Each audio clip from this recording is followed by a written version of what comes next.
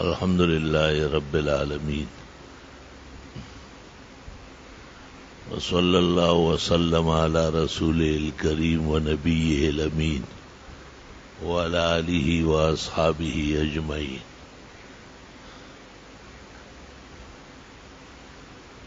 أما بعد فأعوذ بالله من الشيطان الرجيم. بسم الله الرحمن الرحيم. فيه رجال يحبون أن يتطهروا والله يحب المطهرين.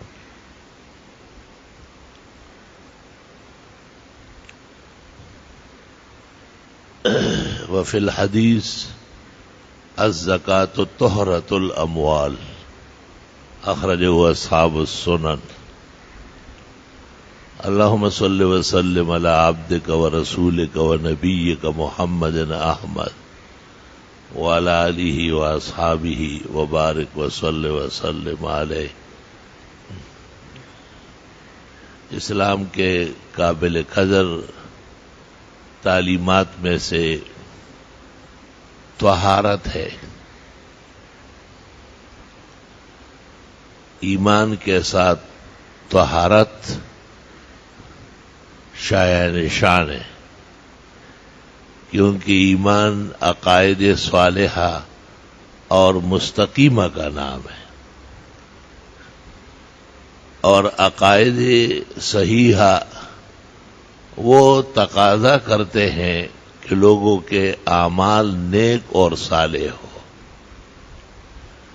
اور صلاح فلاح کا ایک شعبہ وہ تطہر ہے، پاک صاف رہنا، پاک اور پلید کا فرق کرنا، جائز ناجائز کا امتیاز کرنا. ان تتقوا اللہ یجعل لکم فرقانا. اللہ تمہیں ایسی صلاحیت دے دے گا کہ تم حق اور باطل میں فرق کر سکو گے. قرآن کریم کے بڑے ناموں میں سے جس طرح قرآن ہے، ایک فرقان بھی ہے. وَأَنزَلَ الْفُرْقَانَ. بدر کے دن کو بھی کہا یوم الفرقان یوم التقى الجمعان.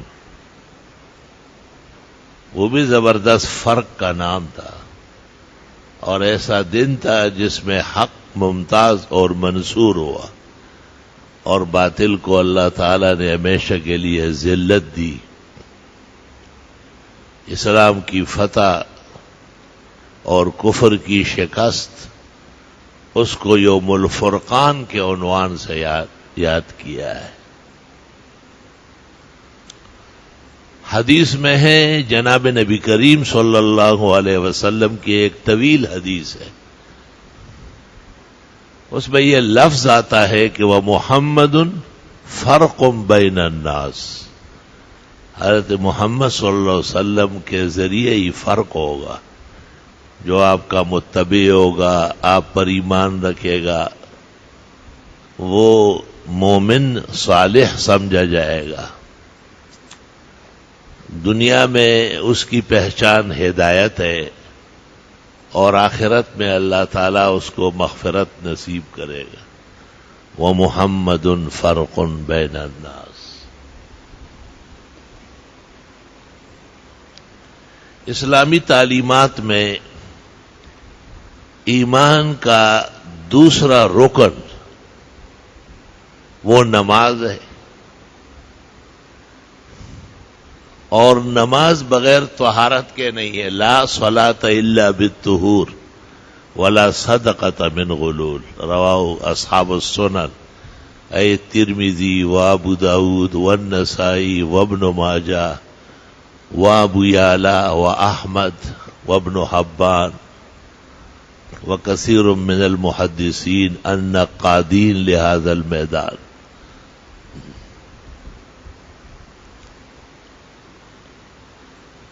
نماز جب ایمان والے پر فرض ہے،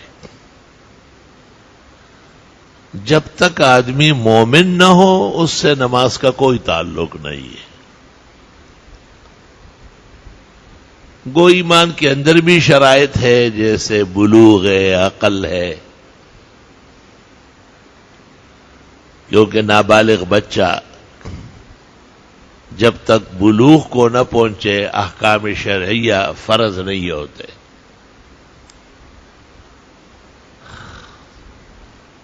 بلوغ میں راسخ قول ائمہ اربعہ کا وہ 15 سال ہے. للغلام والجاریہ وعلیہ اجماع الامہ والائمہ. حنفیہ کے ہاں 9 سال کی لڑکی صحت مند کھاتے پیتے گھرانے کی وہ بالغ ہو سکتی ہے، اور 12 سال کا لڑکا کبھی کبھی جب بہت ہی اونچا گھرانہ ہو اور دنیا کی چیزوں کا ریلا پہلا ہو، شروع سے ہی صحت اور خوشیوں کا دورہ ہو، ثمرہ اختلاف اس طرح نکلے گا کہ لڑکی 9 سال کی تھی اور حاملہ ہو گئی، اور لڑکا 12 سال کا تھا اور اس سے حمل ٹھہرا، تو فقہا اجازت دیتے ہیں کہ ایسا ہو سکتا ہے.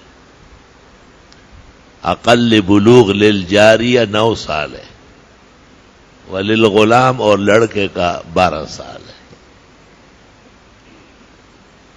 دوسرا ثمرہ اختلاف اس طرح نکلے گا کہ اگر کوئی قضا عمری کرنا چاہے، قضا عمری اس کو کہتے ہیں کہ آدمی کو احساس ہو جائے، شعور آ جائے، عقل آ جائے کہ میں مومن مسلم ہوں، مجھ پر نماز فرض ہو چکی ہے اور میں نے نماز نہیں پڑھی ہے، ایسے غلط ماحول میں پلا بڑا ہوں، ایسی گندی سوسائٹی میں رہا ہوں، ایسے ناکارہ گھرانے میں رہا ہوں، ایسی غلط تعلیم اور تربیت کی نظر رہا ہوں، تو اب مجھے حساب کرنا ہے، گزرے ہوئے سالوں کی نماز پڑھنی. تو لڑکی سے کہا جائے گا کہ تو 9 سال سے حساب لگا. اقل بلوغ پر یہاں فتویٰ ہے. اور لڑکے سے کہا جائے گا آپ 12 سال کی عمر سے فرض نماز شروع کر لیں اور حساب لگا لیں. جمہور کے نزدیک 5 نمازیں یومیہ ہے، حنفیہ کے ہاں 6 ہے، کیونکہ وتر فرض عملی ہے. خلاصہ میں ہے حکمہ کا حکم الفرض عملا لا اعتقادا. یہ بھی فرائض میں سے ایک فریضہ ہے. جب آدمی 5 نمازیں فرض فجر، ظہر، عصر، مغرب، عشاء یہ پڑھے گا تو عشاء سے فارغ ہو کے وتر پڑھے گا، اور جب 5 نمازیں لوٹائے گا تو عشاء سے فارغ ہو کر وتر بھی لوٹائے گا، اور جب 5 نمازوں کا فدیہ دے گا تو 6ٹھی نماز فرض عملی وتر کا بھی فدیہ دے گا. حنفیہ میں اس میں اختلاف نہیں ہے. قاضی خان میں لکھا ہے یہ ہمارے ھذا عند ائمتنا الثلاثہ، یہ ہمارے 3 اماموں کا فیصلہ ہے. امام ابو حنیفہ، امام ابو یوسف، امام محمد رحمہم اللہ تعالی.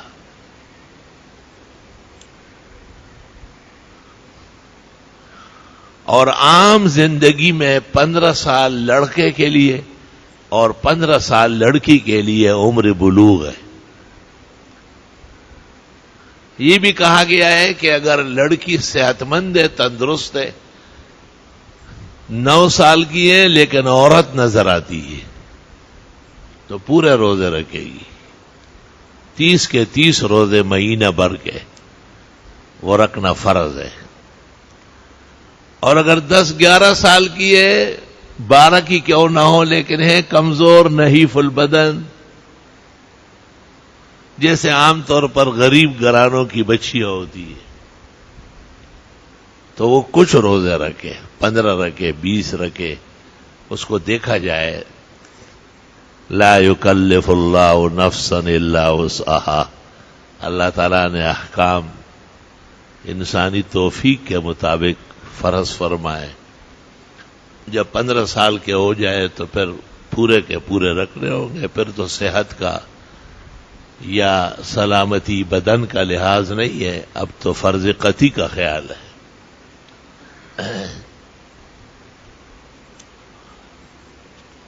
اس سے یہ بھی پتہ چلا کہ بعض لوگ جب اپنے اموات کے لیے قرآن خوانی کرتے ہیں، آیت کریمہ پڑھواتے ہیں، لا الہ الا اللہ کا ورد کراتے، اچھی بات ہے، نیک اعمال ہے۔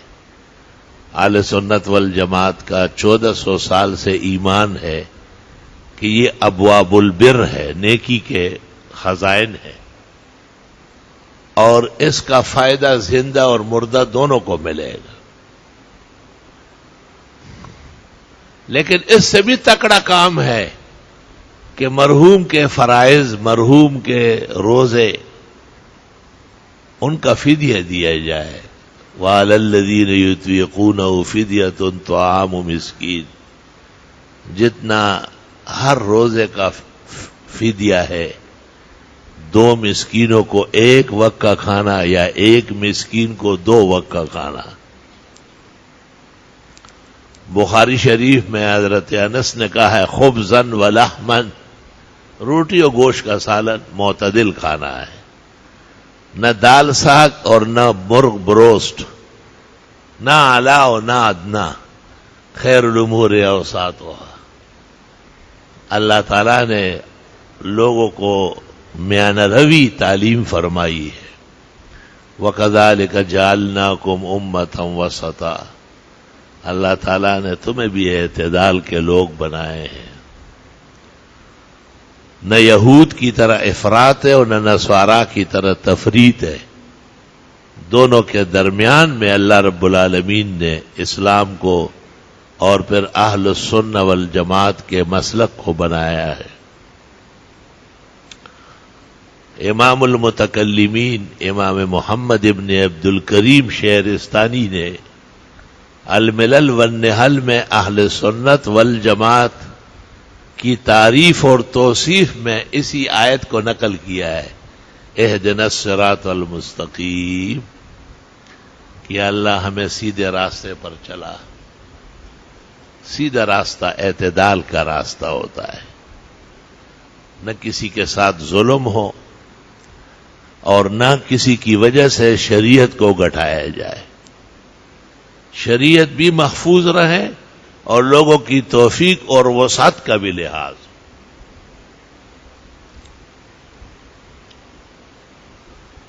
اور امام محمد رحمت اللہ علیہ سے منقول ہے زیادات میں کہ یجزیہ انشاءاللہ تعالی، یہ جو نمازوں کا فدیہ ہے یا روزے کا فدیہ ہے، اور یہ اس شخص کی طرف سے دیا جاتا ہے جس سے نماز قضا ہوئی ہے اور اس کو وقت ملا تھا اور اس نے نہیں لوٹائی،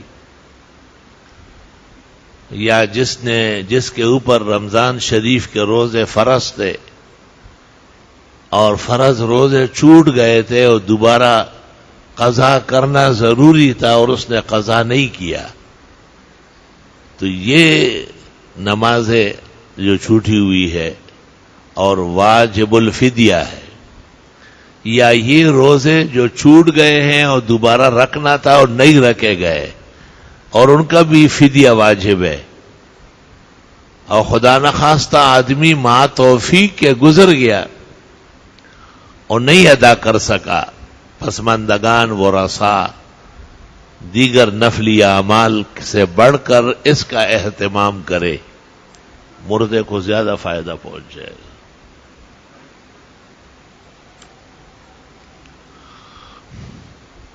قضا نماز اولن تو پڑھنی ہے۔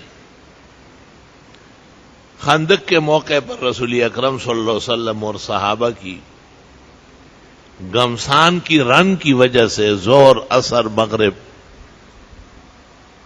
چھوٹ گئی تھی، اتنا شدید حملہ تھا مشرکین کا کہ یہ نمازیں نہیں پڑھی جا سکی، اور عشاء کی نماز معتاد وقت سے جس پر عام طور پر آپ پڑھتے تھے، رات کا 1/3 گزرنے کے بعد آپ پڑھتے تھے، ثلث اللیل کے بعد، اس میں بھی کافی دیر ہو گئی تھی، تو علماء کہتے ہیں حدیث کی کتابوں میں کہ 3 اوقات تو مواقیت سے نمازیں ہٹ گئی تھی اور چوتھی نماز وقت معتاد اور مستحب سے ہٹ گئی تھی. جب آپ کو موقع ملا ہو، کچھ آرام ہوا، تو پہلے آپ نے فجر، پھر ظہر، پھر عصر، پھر مغرب، ظہر، عصر، مغرب، اور پھر اخیر میں عشاء پڑھا لی. اور آپ نے کہا ملأ اللہ بیوتہم وقبورہم نارا کما شغلونا عن صلاۃ الوسطی. اللہ تعالیٰ ان مشرکین کے گھروں کو اور قبروں کو آگ سے بھرے، انہوں نے ہمیں نمازیں نہیں پڑھنے دیا، یہاں تک کہ عصر کی نماز جس کی بڑی تاکید آئی ہے، حافظوا علی الصلوات والصلاۃ الوسطی وقوموا للہ قانتین، وہ بھی رہ گئی تھی. اللہ اکبر و کبیرہ. علماء نے اس سے قضاء الفوائد کا مسئلہ پیدا کیا ہے کہ فوت شدہ نمازیں اولاً تو پڑھنا بھی اتنا ہی فرض ہے، اور جب وقت سے رہ گئی اور چھوٹ گئی تو قضا بھی اتنا ہی فرض ہے. صرف 4 نہیں، اگر 400 بھی ہو تو اس کو لوٹانا فرض ہے. خدا نخواستہ اگر امام اور قوم سب کی چھوٹ گئی ہے تو پھر تو جماعت کی شکل میں ہو. اور اس میں بحث ہے کہ ہر نماز کے لیے اذان ہو، راجح یہ ہے کہ نہیں، پہلی نماز کے لیے اذان ہو اور اس کے بعد جتنی بھی نمازیں پڑھی جائے اس کے لیے تکبیر کافی ہے.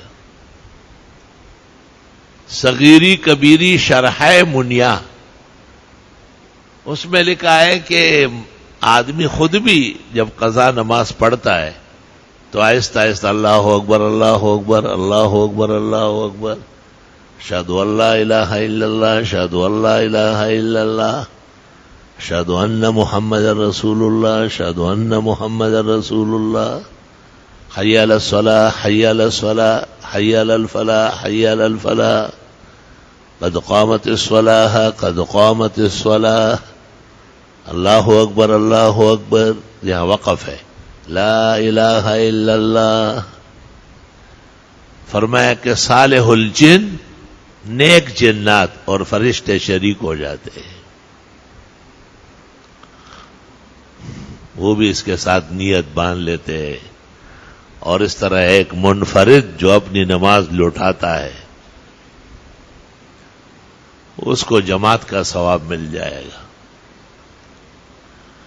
ہدایہ میں لکھا ہوا ہے کہ یہ اس جگہ ہو جہاں اذان نہ ہوتی ہے،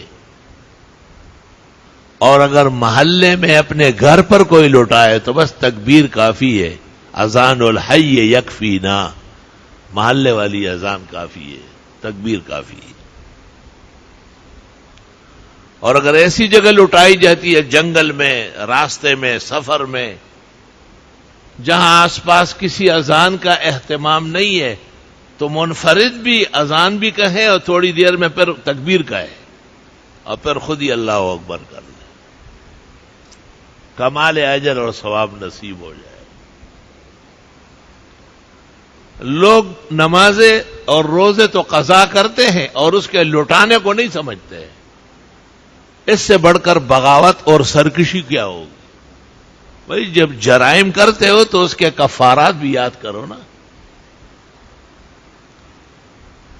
اور تقریباً جو لوگ ہم جانتے ہیں اور جن سے واسطہ رہتا ہے تو وہ اس طرح نہیں ہے کہ ان کی نمازیں محفوظ ہے. الا من حفظہ اللہ، سوائے ان کے جن پر اللہ کا خاص رحمت ہو، مہربانی ہو.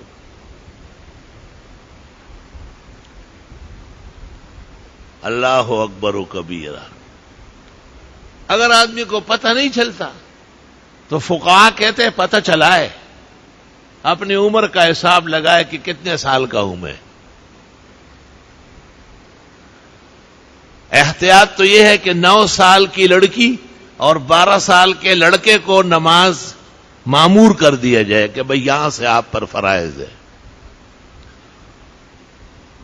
لیکن اگر اس طرح وارہ نہیں کھاتا اور حساب بنتا نہیں ہے تو چلو 15 سال صحیح، جو یقیناً مفتابہی عمر ہے، اور اس سے پھر دن رات حساب لگائے کہ 1 مہینے کی کتنی ہے، 1 سال کی کتنی ہے، وہ پڑھے. صرف فرائض لوٹائے جائیں گے اور عشاء کے ساتھ وتر. کسی سنت کی قضا نہیں ہے سوائے سنت فجر کے، اور وہ بھی جب فرض و سمیت ہو اور قبل الظہر اعادہ ہو. بغیر فرض کے اس کا لوٹانا. قال الحسن ان صلی فحسن، حسن ابن زیاد نے کہا ہے سورج نکلنے کے بعد پڑھ لے تو بہتر ہے، لیکن سنت نہیں ہے، نفل کے درجے میں لٹانا ہے. السنت تکون فی محلها سنہ وہی بعد مدی وقتها تکون بدعہ. فتح القدیر شرح ہدایہ جلد اول صفحہ 112.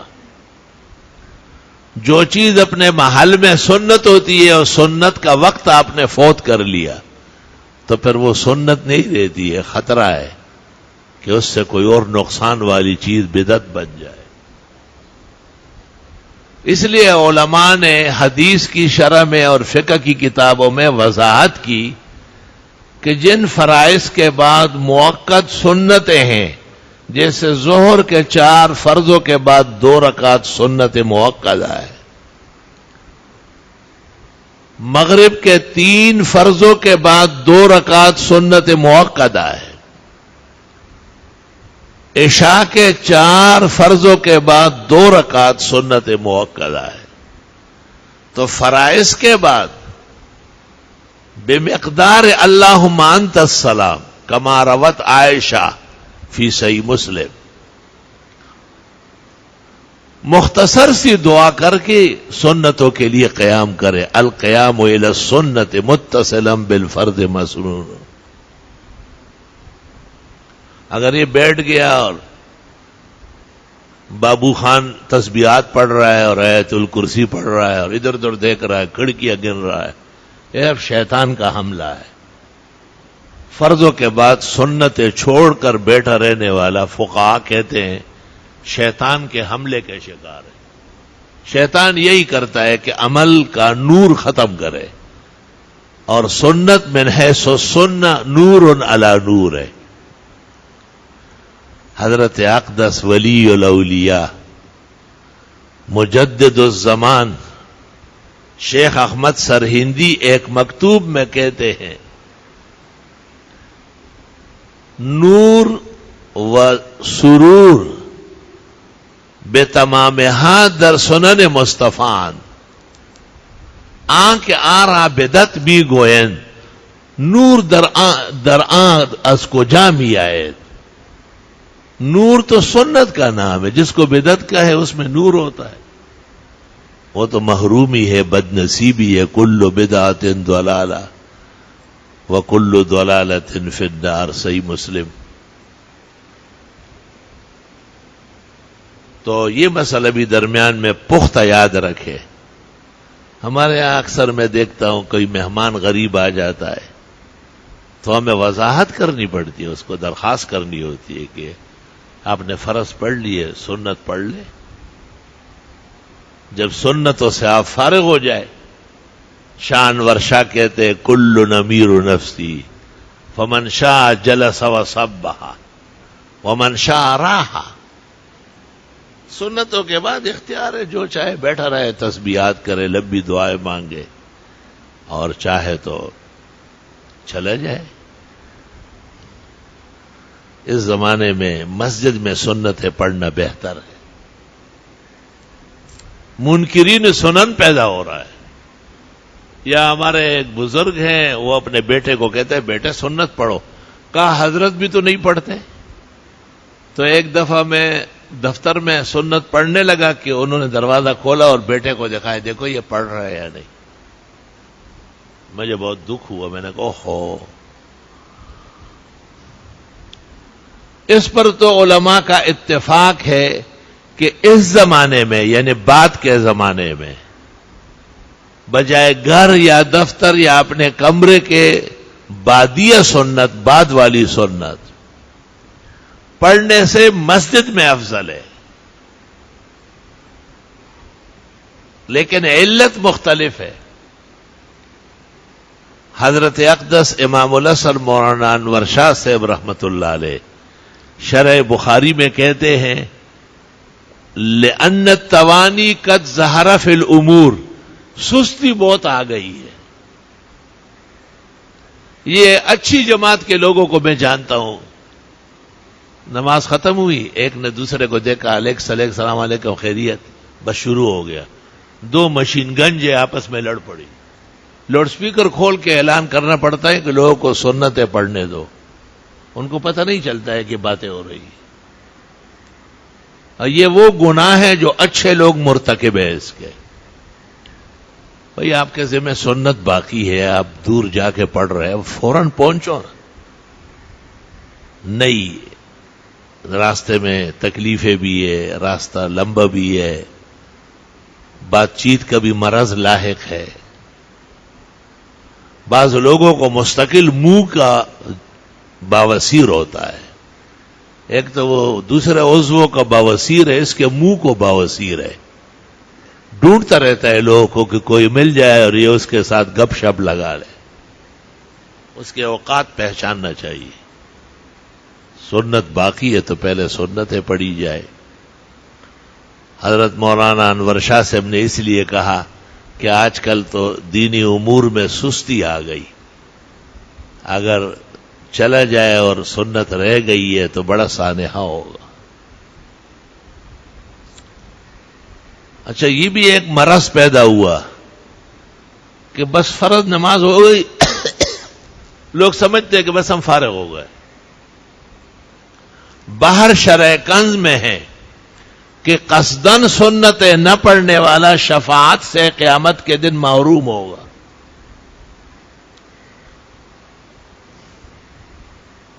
اربع رکعات قبل الظہر من ترکہا متعمدا لم تنلہ شفاعتی۔ گو قاسم ابن قطلبغہ نے اس پر کلام بھی کیا ہے، والعہدۃ علی البحر، لیکن عام فقہا کہتے ہر وہ سنت جو پیغمبر سے طریقے قوی سے ثابت ہو، کیونکہ سنت موقدہ بغیر قوت دلیل کے ثابت نہیں ہوتی۔ محقق نے جب اس پر کلام کیا کہ لوگ فرضوں کے بعد نہ بیٹھے، پہلے اٹھے اور سنتیں پڑھ لے اور پھر تسبیحات ثلاثم و ثلاثین یا اربعم و ثلاثین پوری کر لے، تو وہاں یہ کلام بھی کیا ہے کہ یہ جو تسبیحات ہے اس کا سنت ہونا ثابت نہیں ہے، مشکل سے یہ نفل ہے، اور نفلوں کے لیے کوئی سنت موقدہ جو فی حکم الواجب ہے اس کو مؤخر نہیں کر سکتا۔ حکیم الامت مولانا اشرف علی صاحب فرماتے ہیں کہ اس زمانے میں لوگ مسجد میں نماز کے بعد کھڑے ہو کر سنتیں پڑھا کرے، منکرین سنن پیدا ہو گئے، کلم کھلا کہتے ہو جی فرض ہو گئے، اب سنت کیا ہے؟ وہ سنت پیغمبر کا طریقہ، پیغمبر کا مداوم عمل جس پر ہمیشگی ثابت ہے، وہ تو کرنے کا کام ہے، ہمیں تو مستحب بھی نہیں چھوڑنا ہے۔ موقدات تو بہت بڑی چیز ہے، اللہ تعالیٰ اس کی فوتگی سے محفوظ فرمائے۔ لا الہ الا اللہ استغفر اللہ واتوب الیہ۔ مسئلہ تو یہ بیان کر رہا تھا کہ اسلام کے بلند و بالا احکام میں سے ایک حکم طہارت کا ہے کہ آدمی پاک صاف رہے، جسم کا جو کپڑا ہے یہ بھی پاک صاف ہو۔ رات کی نشست میں نے کہا ہے کہ پلید کپڑوں میں سونا حرام ناجائز، اور قصدن بچے کو پیمپر وغیرہ باندھنا، اور ماں کو پتہ ہے کہ بچہ اس میں فارغ ہو چکا ہے اور صاف کرنے کا وقت موجود ہے اور وہ ایسا نہیں کرتی، اپنی فیشن خراب نہیں کرتی، یہ بھی گناہگار ہے. وہ جو ماں کو 3 نیکیاں ملتی ہیں وہ گٹ جائے گی، محروم ہو جائے گی. وہ 3 نیکیاں اس لیے نہیں ہے کہ یہ کوئی ٹھیکیدار نہیں بنی ہوئی ہے، یہ بچے کی وجہ سے پریشان رہتی ہے. چھوٹا بچہ تو جب غصہ ہو جاتا ہے تو پیشاب، ہنستا ہے پیشاب، بھوک لگتی ہے پیشاب، نیند آ گئی پیشاب، نیند سے اٹھ گیا، اس کا سارا الارم حیات جو ہے وہ پیشاب ہے. اور فقہا کہتے ہیں کہ پاک صاف رکھنا ہے. مومن مسلم کے گھر میں پیدا ہوا ہے. لوگوں کو اس سے شرم نہیں آتی کہ بچہ ابھی پیدا ہوا، چند سیکنڈ چند منٹ پہلے، اور فقہاء و محدثین کہتے ہیں پہلا کام یہ ہے کہ اس کو پانی میں نہلایا جائے اور ایک صاف کپڑے میں لپیٹا جائے. یہ حق انسانیت ہے، انسان پاک صاف. لوگ اس لیے کہتے ہیں کہ اور اقوام جو ہے وہ انسان نہیں ہے، جانور درندے ہیں. کیوں؟ ہندو کیسے پاک ہوگا جو گائے کا پیشاب پینا ثواب سمجھتا ہے؟ کیسے پاک ہوگا؟ بچہ پیدا ہو جاتا ہے تو گائے کے پیشاب میں اس کو غسل دے دیتے. یہود اور نصارہ رنگ بناتے تھے، اس کو معمودیہ کہتے تھے. قرآن نے اس کا رد کیا، صبغۃ اللہ ومن احسن من اللہ صبغہ ونحن له عابدون. رنگ دین کا رنگ ہوتا ہے، پلیت رنگ رنگ نہیں ہے، گندا رنگ رنگ نہیں ہے. رنگ وہ ہے جو خدا کے حضور شرائع کی نظر میں معتمد اور معتبر مانا جائے، وہ رنگ ہے. وہ ایک ہندو ہمارے ہاں 2-4 دفعہ آیا اور گیا. ایک دفعہ جب آیا تو میں دارالحدیث میں درس حدیث دے رہا تھا. چونکہ کام صحت سے متعلق تھا تو میں نے خادم کو کہا کہ اندر لے آؤ. وہ بڑا حیران ہوا، دارالحدیث کچا کچ بھرا ہوا ہے طلباء سے، سب کے سامنے بڑی بڑی کتابیں رکھی ہوئی ہے، بخاری شریف کا درس ہو رہا ہے. اس نے دیکھا، سب کو دیکھا ایسا. الماریاں علیحدہ بھری ہوئی ہے اور کتابوں سے. پھر دوبارہ جب آیا تو پھر میں دفتر میں تھا، وہ بھی نام دفتر کا ہے، اصل تو کتب خانہ ہے. تو پھر ذرا مجلس موڈ کی تھی اور بات چیت کی تھی، تو مجھے کہتا ہے آپ کا پیغمبر جو ہے نا سب سے اخیر میں آیا ہے، جتنی چیزیں چاہیے تھی انسانیت کو سب لایا ہے. یا رب صلی وسلم علیہ. اور ہمارا رام چندر تو کچھ بھی نہیں لایا، وہ ایسا ہی بھاگتا ہوا آیا. میں نے کہا کہاں سے آیا تھا آپ کو پتا ہے؟ نہیں. میں نے کہا وہ سیتا ایک عورت تھی، اس پر عاشق تھا اور بہت سخت تھی، وہ اس سے شادی نہیں کر رہی تھی. تو ایسے سرگردان جو ہوتے ہیں نا پھر تعویذ گھنڈے کے چکر میں ہوتے ہیں. وہ د خپل زړه مینه نویو مہند نشی د مولا پتاویذونو. تو اس کو پتہ چلا کہ ایران میں اس زمانے میں فارس کہلاتا تھا. ایک مولوی ہے زرتشت، جس کو زرداش بھی کہتے ہیں، وہ تعویذ دیتا ہے اور اس سے سنگ دل محبوبہ پیروں میں آ جاتی ہے. جیسے بنگالیوں نے جگہ جگہ بورڈ، جادوگروں نے جھوٹے لعنتی بورڈ لکھے ہیں. عاملوں کے ہاں کک بھی نہیں ہے، ذرہ برابر کوئی چیز نہیں ہے، بس ان کے دال ساگ اللہ نے لگایا ہے. اتنا موٹا تازہ آدمی آ جاتا ہے صوفے پہ بیٹھ کے، ٹانگیں اکٹھی نہیں کر سکتے، ایسا بیٹھتا ہے. میں کہتا ہوں کیا ہے؟ کہتے ہیں اثرات ہے. کس چیز کے اثرات ہے؟ کسی نے باندھا ہے مجھے. میں نے کہا آپ کے پیروں میں تو کوئی زنجیر نہیں ہے، گلے میں عورت کی طرح ایک رنگین زنجیر لٹکا ہوا ہے جس سے آپ بجائے مرد کے عورت بننا چاہتے ہیں، یہ اتار دو. بھائی نہیں جی یہ نہیں ہے، کاروبار بھی بندے ہیں، گھر میں بھی جھگڑے ہیں. تو میں کہتا یہ کون کرتا ہے؟ کہ بس جو ہمیں نہیں چاہتے. میں نے کہا تمہیں معلوم ہے کہ اس قسم کی تعویذ لکھنے کے لیے کم از کم 30-40 لاکھ روپے چاہیے، وہ کون تیرے مقابلے میں دے گا؟ ہر عامل 2 آنے اور ٹکے کا وہ لوگوں کو باندھتا ہے. ایک ذرے کے برابر بھی عاملین کے پاس کوئی صلاحیت نہیں. اول درجے کے اکاذبہ، ملاحدہ، زنادقہ، جھوٹے، پرلے درجے کے جھوٹے، بس اس کے کمزور ایمان سے وہ فائدہ لے رہے ہیں.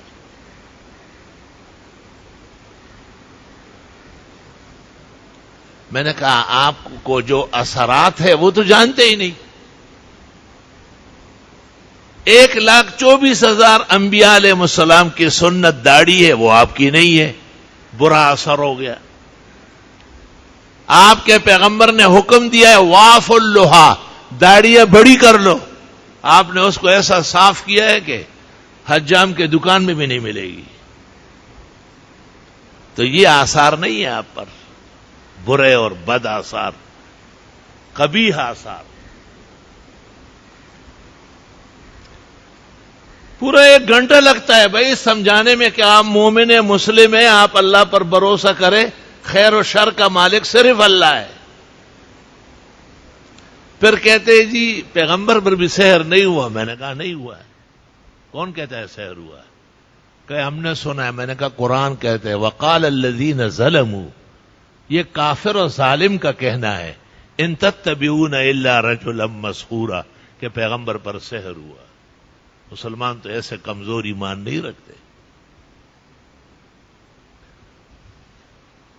یہ اپنے دال روٹی آگے بڑھانے کے لیے لوگوں کو منہ میں نوالا دیتے کہ نبی پر سحر ہوا تھا نا، تو یہ گیدڑ جو ہے یہ رنگ زرد کر دیتا ہے کہ ہاں جی سنا ہے. وہ جھوٹا، تم نے کدھر سنا ہے؟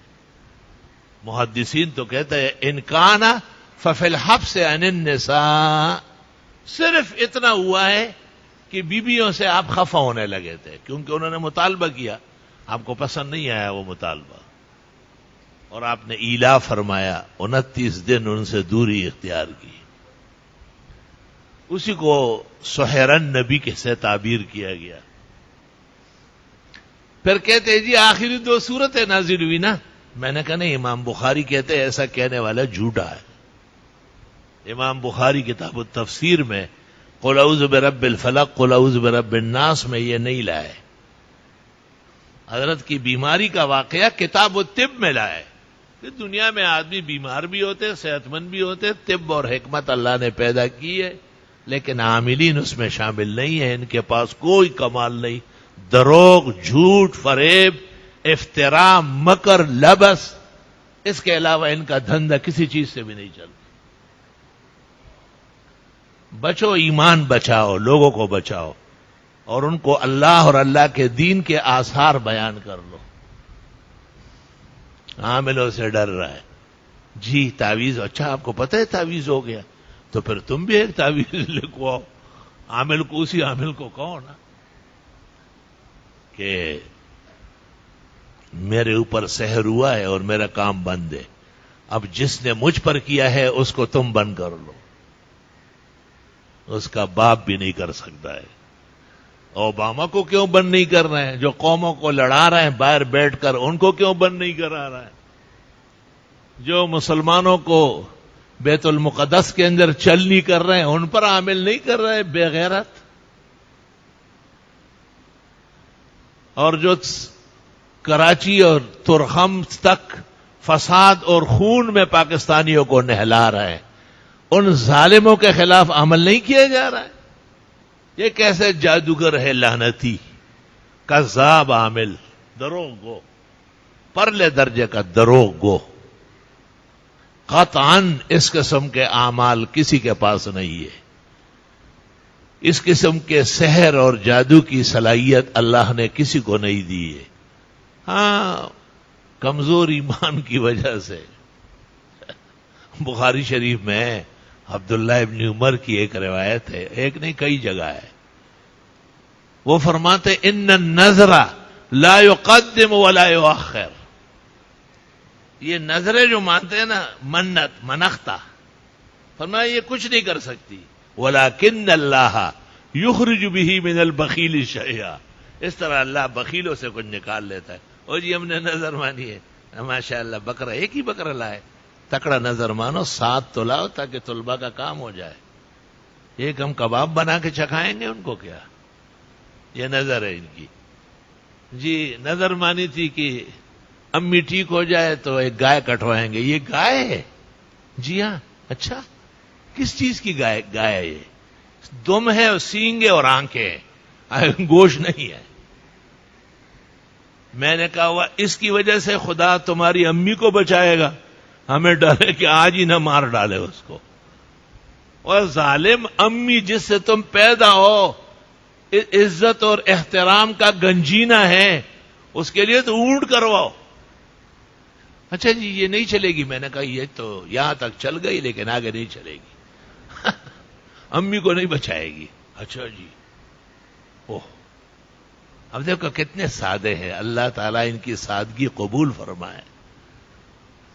منڈی گئے دوبارہ سارے بھائی مل کے 77,000 کا ایک بیل لے آئے اور ٹرک میں ڈال کے لے آئے. اتنا بڑا اس کا گمٹ. طالب علم ہنس رہے, مجھے کہتے ہیں آپ کی بات ہے. میں نے کہا ہنسنے کی بات نہیں ہے, وہ بچ گیا, ہم پھنس گئے. اب اگر اس کی امی مری, وہ کہتے جی بیل بھی لے لیا ہماری امی. میں نے کہا اب جلدی دعا کرو یار اب ان کی امی کو ٹھیک کر دے. میں نے کہا تم ہنس رہے ہو, وہ تو بچ گیا 77,000 کا بیل لا کے, اب ہم پھنس گئے. علماء واقعی اولیاء ہے, اللہ کے پاک بندے ہیں. 15ویں صدی میں تمام کفار کے مقابلے کے لیے کمر بستہ ہے. انہوں نے دعا مانگی, ہمیں فکر مند ہوں. اگلے دن وہ لوگ شیرینی وغیرہ لے کے آئے, کہتے ہیں ہماری والدہ نے 14 سال بعد کھڑی ہو کر نماز پڑھی. میں نے کہا اللہ تیرا شکر, تیری خدائی مسلم ہے, واقعی تو قدرتوں کا مالک ہے. کام ہو گیا الحمدللہ. میں نے کہا جب کچھ دن گزر جائے ایسے ایک بیل اور لے آؤ تاکہ پھر امی بیٹھ لیٹ نہ جائے. الحمدللہ یہ کام کرنے کے ہیں, یہ کام کرنے کے ہیں. قرآن کریم میں یہود کا ایک تذکرہ ہے, انہیں مشکل پیش آئی تھی, بڑے پریشان تھے. حضرت موسیٰ علیہ السلام کا زمانہ تھا, حضرت کی خدمت میں بار بار آئے. آپ نے کہا کہ بس ان اللہ یامرکم ان تذبحوا بقرہ, کوئی گائے ذبح کرو. اب وہ پوچھتے تھے, ہم کہتے ہیں سورہ تغابن پڑھو, تو کہ کتنا پڑھے جی 41 پڑھو. پھر پوچھتے کب پڑھے, فجر سے پہلے پڑھے. او مت پوچھو نا, ہم نے جو کہا پڑھو پڑھ لو کام ہو جائے گا. لیکن وہ باز آتے نہیں. حدیث میں ہے لما تشددوا شدد اللہ علیہم, انہوں نے بھی پوچھنے میں سختی کی, اللہ نے میں بتانے میں خوب سختی کی. آخر کار ایک گائے مل گئی اور وہ ذبح کی گئی اور اس سے وہ مشکل حل ہو گئی. اس کے اخیر میں اللہ فرماتے ہیں کذالک یحیی اللہ الموتى, اللہ اسی طرح مردوں کو زندہ کرتا ہے. علماء دین فرماتے ہیں کہ اگر مردہ کسی عمل سے زندہ ہوتا تو گائے وغیرہ کے صدقے سے زندہ ہو جاتا. تو مردہ تو دنیا میں اب زندہ نہیں کرتا ہے اللہ. یہ عیسیٰ علیہ السلام کا معجزہ تھا, اس کو اٹھا کے آسمان پہ لے گیا کہ روزانہ کوئی بھاگتا ہوا آئے گا, جی میری امی مری. حضرت کہے چوف کھڑی ہو جا, وہ کھڑی ہو جائے. چپدم بد عیسیٰ جندیش مڑے داغوم جہان پات شنیم گڑے. حق تعالیٰ نے اوپر بلایا, وہ اوپر آیا, حضرت یہاں بیٹھے. اصل حکمت یہ ہے اوپر لے جانے میں.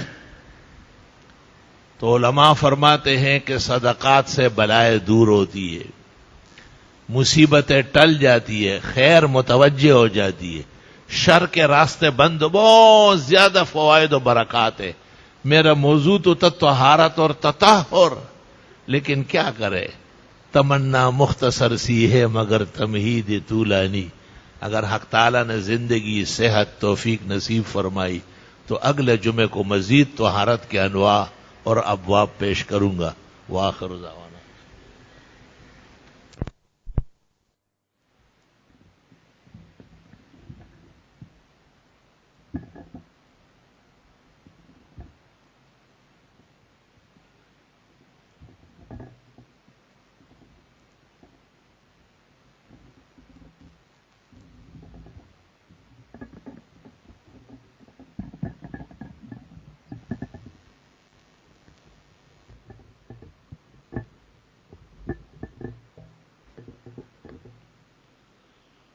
الله أكبر الله أكبر الله أكبر الله أكبر.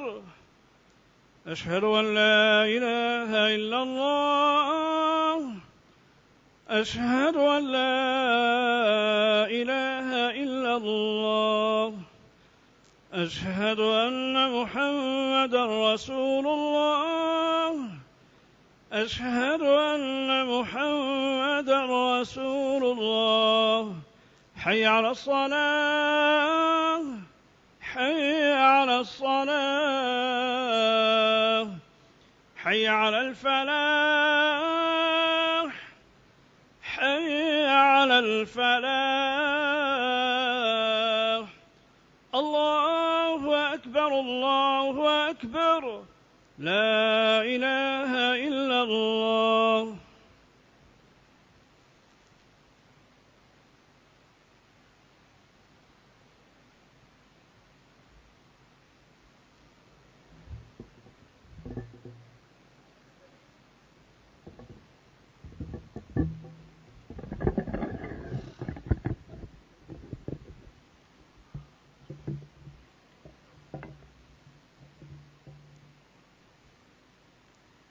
الحمد لله حمدا كثيرا وسبحان الله بكرة وأصيلا الله أكبر كبيرا. أشهد أن لا إله إلا الله وحده لا شريك له وأشهد أن سيدنا ونبينا ومولانا محمدا أحمد عبده ورسوله صلى الله تعالى عليه وعلى آله وأصحابه وبارك وسلم عليه. أما بعد فأعوذ بالله من الشيطان الرجيم. إن الله اصطفى لكم الدين فلا تموتن إلا وأنتم مسلمون. إن الدين عند الله الإسلام ومن يبتغ غير الإسلام دينا فلن يقبل منه وهو في الآخرة من الخاسرين. اليوم أكملت لكم دينكم وأتممت عليكم نعمتي ورضيت لكم الإسلام دينا. وأخرج الشيخان في صحيحيهما عن أبي سعيد الخدري رضي الله تعالى عنه قال قال رسول الله صلى الله عليه وسلم الدين والنصيحة. قيل لمن يا رسول الله؟ قال لله ولرسوله ولأئمته. بارك الله لنا ولكم في القرآن العظيم ونفعنا وإياكم بالآيات والذكر الحكيم. إنه تعالى جواد قديم كريم ملك بر ورب رؤوف رحيم.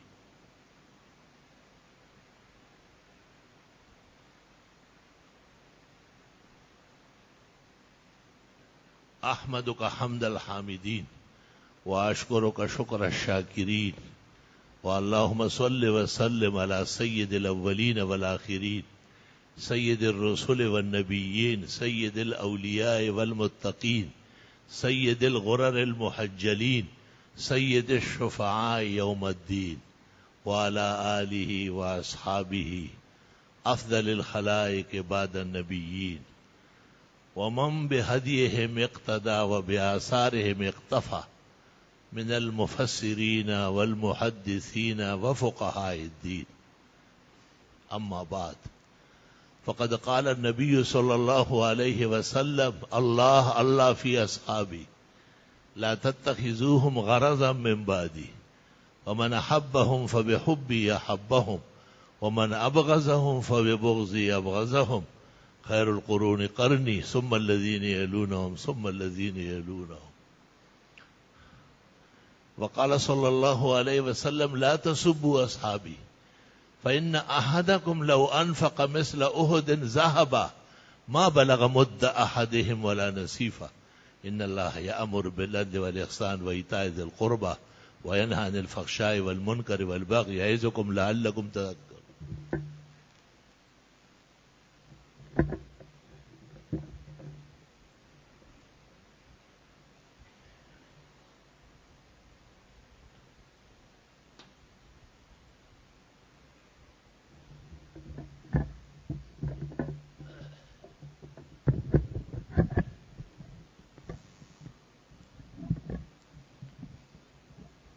صفحے سیدھی فرما لیجئے، درمیان میں خالی جگہ نہ چھوڑے. سر ڈک کے نماز پڑھنا سنت طریقہ ہے. مرد کے لیے ضروری ہے شلوار کے پائنچے ٹخنوں سے اوپر.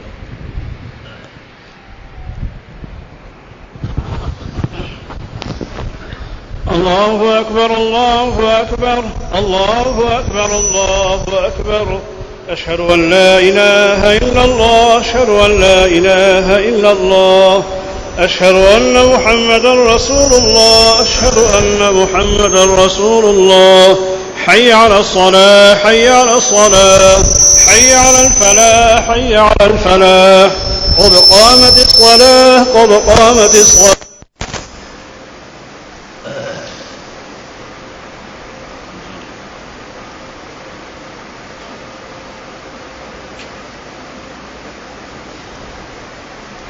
پوچھا ہے کہ اگر ایک شخص کو اندازہ ہے کہ سفر کرے گا روزہ چھوڑنا پڑے گا. جی ہاں.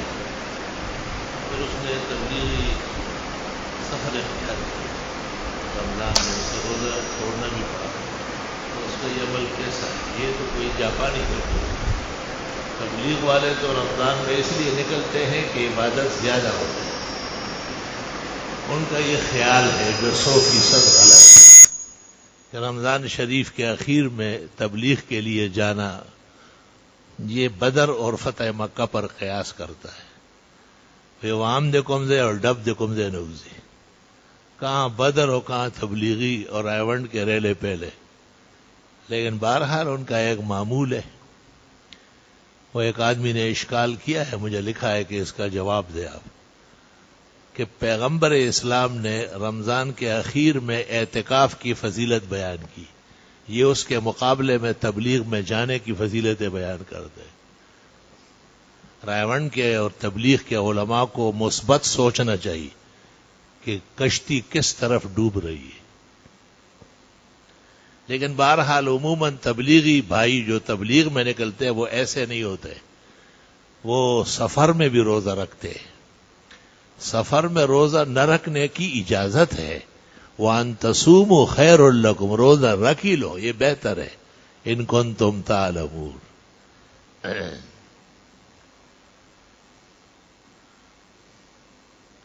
ہمارے خاندان میں جب کسی عورت کو طلاق ہوتی ہے تو سارا خاندان اس کے گھر والوں سے تعزیت کرتا ہے.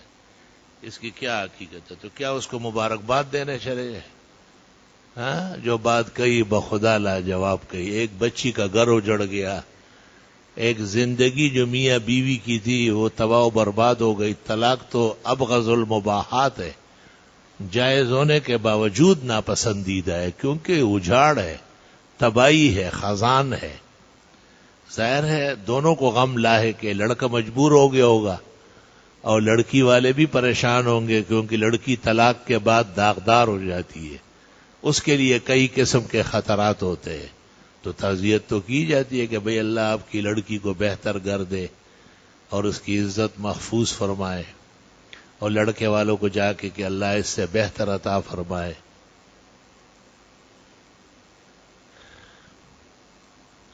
اذان کے الفاظ ایک ایک اور اقامت اکٹھی کہنا چاہیے. کہتے ہیں کہ اذان میں ایثار ہے، یعنی اللہ اکبر اللہ اکبر اس طرح ہے. اشہد ان لا الہ الا اللہ. اور اقامت میں شروع کے 4 ایک سانس سے ہے. اللہ اکبر اللہ اکبر اللہ اکبر اللہ اکبر، اور پھر 2 کلمے ہیں. اشہد ان لا الہ الا اللہ اشہد ان لا الہ الا اللہ اشہد ان محمد رسول اللہ اشہد ان محمد رسول اللہ. حی علی الصلاۃ حی علی الصلاۃ حی علی الفلاح حی علی الفلاح قد قامت الصلاۃ قد قامت الصلاۃ. اللہ اکبر اللہ اکبر. شامی اور معارف السنن میں کہ یہاں وقف کر لے پھر پڑھ لے لا الہ الا اللہ. یہ سنت اقامت و اذان ہے.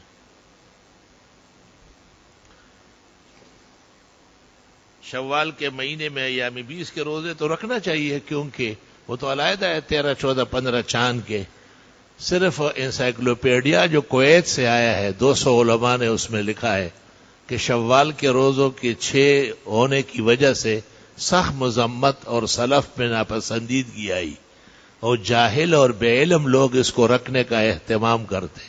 اس لیے شوال کے مہینے میں 13, 14, 15 یعنی ایامی 20 کے بھی روزے نہ رکھیں تاکہ 6 روزے رکھنے والوں کے ساتھ مشابہت نہ ہو جائے. تفصیلات خصوصی پمفلٹ میں آ چکی ہے, اسے حاصل کرو.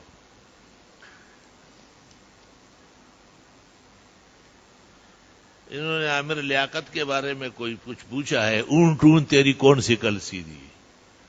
وہ ایسے لوگوں کے بارے میں یہاں نہ پوچھا کرو. اللہ آپ کو اور آپ کے اہل عیال کو صحت ایمان کے ساتھ سلامتی و آمین آمین. تمام حاضرین کو یہ نعمت ہے, یہ دعائیں حاصل ہو. پوچھنا یہ کہ یحییٰ نام رکھنا جائز ہے, اس کے کیا معنی ہے؟ ہمیشہ زندہ رہنے والا, جبکہ وہ بہت جلدی فوت ہو گئے تھے. تو علماء دین کہتے ہیں زندگی 2 ہے, ایک یہاں کی اور ایک ہمیشہ کی. تو قرآن میں ان کا نام موجود ہے, قرآن قیامت تک رہے گا اور یحییٰ کا تذکرہ بالخیر ہوگا. بعض سلام کے پوچھنا ہے کہ اگر بچہ 3 مہینے کا پیٹ میں مر جائے اور اس نام رکھا جائے گا اور کیا اس کو غسل بھی دیا جائے گا؟ بچہ جب مرا ہوا پیدا ہو جائے, بھلے پورا سلامت ہو, اعضاء جوڑے ہو, وقت بھی پورا ہو, تو اس کے احکام نہیں ہے. اس کا غسل نہیں ہے نہلانا ہے, اس کا کفن نہیں ہے کپڑے میں لپٹانا ہے, اس کی قبر نہیں ہے کھڈے میں رکھنا ہے. البتہ تدفین قبرستان میں ہوگی. اور یوں کہیں گے کہ افسوس کہ یہ بچہ مرا ہوا پیدا ہوا, اگر زندہ پیدا ہو جاتا تو ہم اس کا نام یہ رکھ لیتے, قاضی خان وغیرہ. پاک و ہند کے علماء دیوبند پر لکھی گئی مستند تاریخی کتاب, ایک تو وہ 20 بڑے مسلمان, دوسری علماء ہند کی شاندار ماضی, تیسری حکیم الامت کی حکایات اولیاء, اور چوتھی وہ جو مولانا مجاہد الحسینی نے فیصل آباد میں علماء دیوبند کے نام سے ہی بڑی جلد لکھی ہے, وہ بہترین ہے.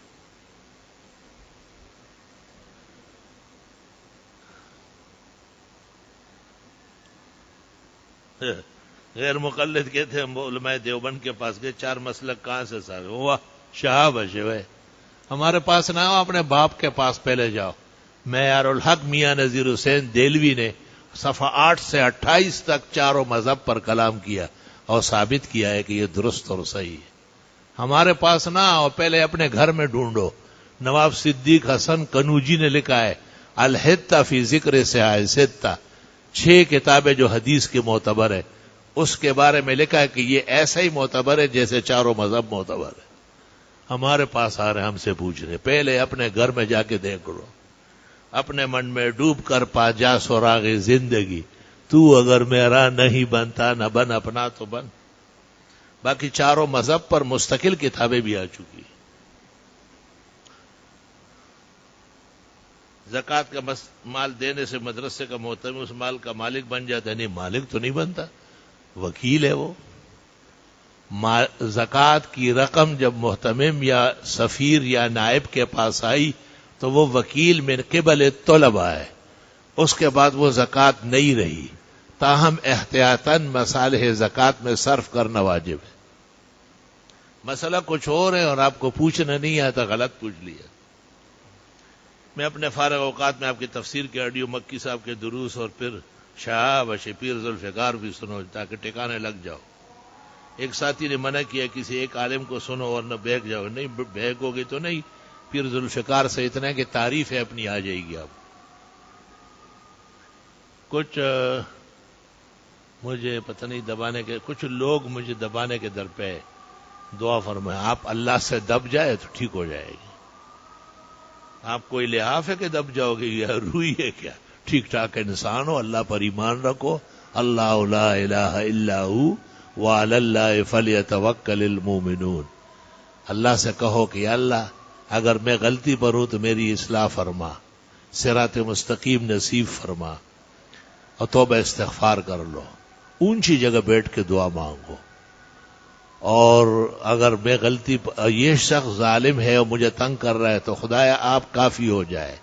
پختو کہ وہ خدایا تور تسیل مشے مات اخلاص کے خدایا تور بس چھے. پھر دیکھو کہ وہ کیسے جو ہے نا اس کو نمٹاتا ہے. اور اٹھتے بیٹھتے پڑھو وَكَفَى اللَّهُ الْمُؤْمِنِينَ الْقِتَالَ. مگر یہ معلوم ہونا ضروری ہے کہ آپ صحیح ہے اور وہ غلطی کر رہا ہے. اگر آپ ظالم ہیں، اس کا مال دبایا، اس کی عزت لوٹی، اس کو نقصان پہنچایا، تو آپ کا منہ ٹیڑھا ہو جائے گا، گردن جھک جائے گی، ہمیشہ کے لیے ذلیل و خوار ہو جاؤ گے. خدا کے ہاں دیر ہے، اندھیر نہیں ہے. علماء دین کہتے ہیں کہ دعا کا مغز یہ ہے کہ حق اور باطل پہچانا جائے. یہ بھی کہے کہ یا اللہ مجھے صبر دے، مجھے استقامت دے، میری غلطیوں کو درست فرمائے، میری کوتاہیاں معاف فرمائے، اور پھر اس کے ظلم سے بچے. حضرت میرے پٹوں میں کئی سالوں سے درد ہے، کئی مرتبہ اللہ آپ کو صحت شفا دے. سورہ تغابن کا وظیفہ جاری رکھے، خیر ہو جائے گی. اللہ آپ کی عمر برکت. آمین. اللہ آپ سے مزید دین کا کام لے. آمین آمین. جزاکم اللہ خیرہ. میرے والد کو فالج ہوا ہے، لیفٹ سائیڈ کام نہیں کر رہا. اللہ انہیں بھی زندگی صحت شفا دے. امتحان میں پرچے کو حل کرنے کا دعا اور پرچہ کرتے ہو، یہ میرا کام نہیں ہے. ہیڈ آف دی ڈپارٹمنٹ سے پتہ کرے، وہ بتائے گا. میں دعا کرتا ہوں کہ جو آپ جائز دین و دنیا کی عزت و احترام کے امتحان دے رہے، جس کا کسی درجے میں بھی مومن کو اور دین کو فائدہ ہے، اللہ آپ کو اور دوسرے بھائیوں اور بہنوں کو اس میں ہمیشہ کے لیے کامیاب فرمائے. الحمدللہ رب العالمین. اللہم صلی وسلم علی النبی وعلی آلہ وصحبہ وبارک وصلی وسلم علیہ. ربنا آتنا فی الدنیا حسنہ وفی الآخرۃ حسنہ وقنا عذاب النار. اللہم انا نسألک العفو والعافیہ فی الدنیا والآخرہ. اللہم انا نعوذ بک من جمیع المحن والفتن ما ظہر منہا وما بطن. اللہم انت ولی الخیرات وبیدک الحسنات. اللہم الیک الرغبہ ومنک الرہبہ. اللہم اہدنا بالہدی ونقنا بالتقوی واغفر لنا فی الآخرۃ والأولی. جتنے بیماروں کا ذکر ہوا خدایا صحت شفا عطا فرما. جتنے پریشان حال ذکر ہوئے اللہ مدد فرما، دستگیری فرما. پورے عالم کے مسلمانوں کو فتوحات و نصرت عطا فرما. ہمارے حاضرین مجلس کی اور جن کے لیے فکر مند ہے ان کے حق میں دعائیں قبول فرما. ایک چھوٹا سا سفر کل سے درپیش ہے، دعا فرمائے خیر و عافیت سے اور حفاظت سے، امن و امان سے اللہ تعالیٰ تکمیل تک پہنچائے. صلی اللہ